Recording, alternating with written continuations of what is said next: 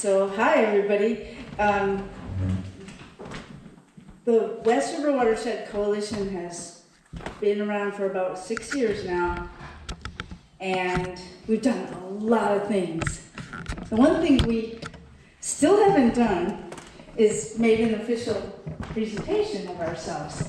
We have a brochure, we have a website, we have a Facebook page, and we have a watershed-based management plan. So we welcome you to check all those things out, and that's why I made sure that everybody got a brochure. And this week we're going to be ordering a trifold display, and we're going to start to do that too. Oh, can you still hear me okay? Yeah. All right. So I'll tell you a little bit about how we started, because it's a story that I know well. We had two different streams of thought going into this. Well, maybe three. So we had a group, local residents, who were trying to get kids and their families in the inner city to know more about nature and to engage more with the river. That was a group called West River Watershed Partnership. And it was very localized in New Haven. Then we had some other folks that really wanted to do a greenway. So the West River runs through the Westville section of town. So folks in Westville were very interested in a greenway, and other people also liked that idea. And then, the third stream of interest was neighborhood housing services had done some stuff with residential green infrastructure, some modeling of it, and we were reached out to by people that were dealing with sewage issues on the other side of town, who asked us could we go out and do some more talks, with them about residential green infrastructure and how to infiltrate stormwater on properties. And at that time it was very open. It was mostly residential, but it was also, just the general concept. So during that process, we learned that about half of the combined sewer overflows in New Haven were happening into the West River. And so that was really concerning for the people that were trying to engage families more with the river, because they didn't know about the CSO problem. So all of these things came together. The bioregional group started to organize walks. People got invited, Chris got invited, Mary got involved, and we started to, so we kind of gelled during our walks, and we do have a number of trails that are already there, and some trails that are still being worked on, which is one of our current projects. But part of why I want to make sure everybody has a brochure and that you reach out to us is that everybody's welcome on these walks. Our walks are really the way that we engage people. So we get new members through the walks, but they're also open to folks, even if you're active in another different town or, whatever. We do them pretty frequently in all different parts of the watershed. So when we first started to sit down and have meetings, Mary encouraged us to do a watershed-based plan. And so ours is, you kind of got a glimpse of it from Nicole's presentation, which is a really good segue into this. The watershed-based plan was something we committed to do very early, and it covers lots of types of activities that we thought we would engage in. I'm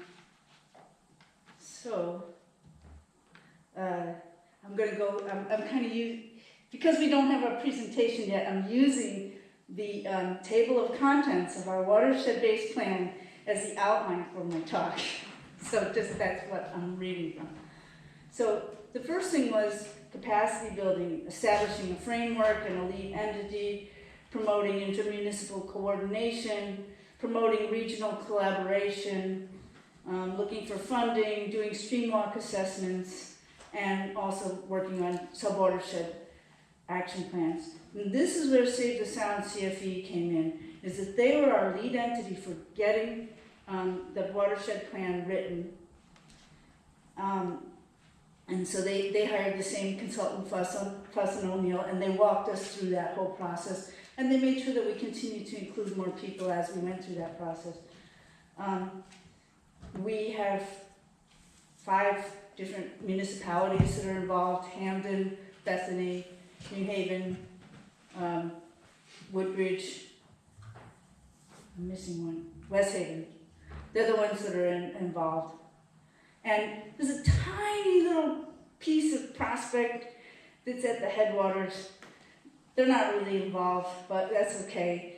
They don't have impairment issues in Prospect. So we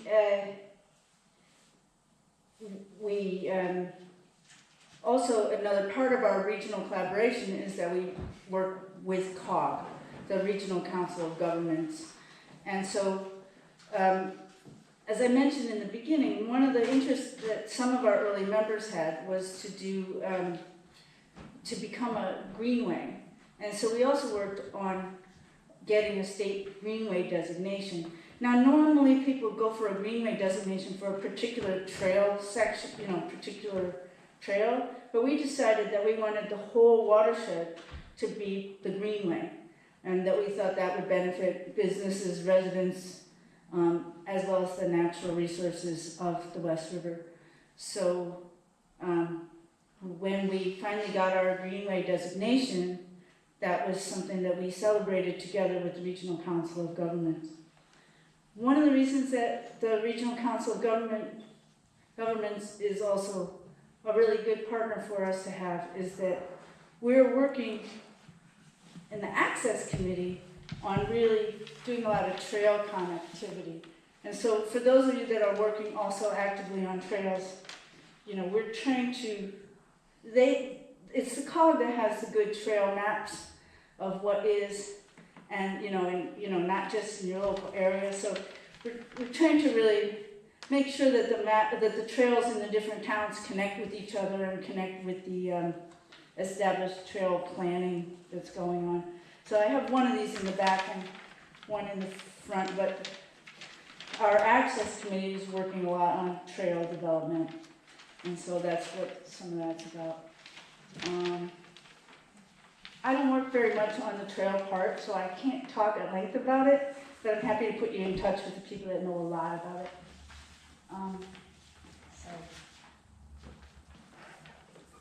So water quality, that's kind of where I came in, that's like my interest more is water quality. So we went from having a so in the days before the coalition, there was somewhat of an adversarial relationship between the Greater New Haven WPCA and the people that were concerned about the water quality. And through the work of the coalition, it went from being an adversarial relationship to really being a partnership that really made tremendous progress in changing what was going on what was going into the West River. So similar to the Mill River, the upper parts are not particularly impaired, but by the time you get into New Haven, it's very impaired. And New Haven had gone through a sewer separation process, but the neighborhoods right along the west were not separated. And even in the parts of town where they are separated, like where the mill is, that's like the East Rock neighborhood, many of the houses, the roofs are still connected. The downspouts are still connected to the sanitary pipe. So if you live outside of the older cities, you probably don't have these combined systems. But basically, the combined systems really can't handle the type of rainfall that we have or the volume of stormwater that goes into them. So the Greater New Haven WPCA is now in the process of installing 75 bioswales. They're almost finished, actually, and they are really greatly reducing the amount of stormwater that's going from the streets into the West River. Meanwhile, Save the Sound and Neighborhood Housing Services are working on a residential downspout disconnection program. So that's why I had to miss this morning's half of the program, was because I was at a rain garden with some of Nicole's colleagues. And so, you know, we're working a lot on really bringing rain garden education into this part of, into this area, and not just in the West River, but, you know, we're working together to try and make that at least townwide, and also to be a bit of an education center for people from outside of the area, although we always still recommend go to Yukon, go to the Project Nemo site at Yukon, and you can get all the information you need. So other things about water quality, well, that's enough about water quality for now. We don't have the same type of industrial problems that we would have had 100 years ago. So more of the old industrial areas more go under habitat restoration at this point. And so Save the Sound was worked together with the Land Trust to remove Pond Lily Dam, and I really wish we should. They have marvelous. Maybe we can show the video that the U.S. Fish and Wildlife Foundation, U.S. Fish and Wildlife. Anyway, the U.S. Fish and Wildlife made some really nice videos of the removal of Pond Lily Dam.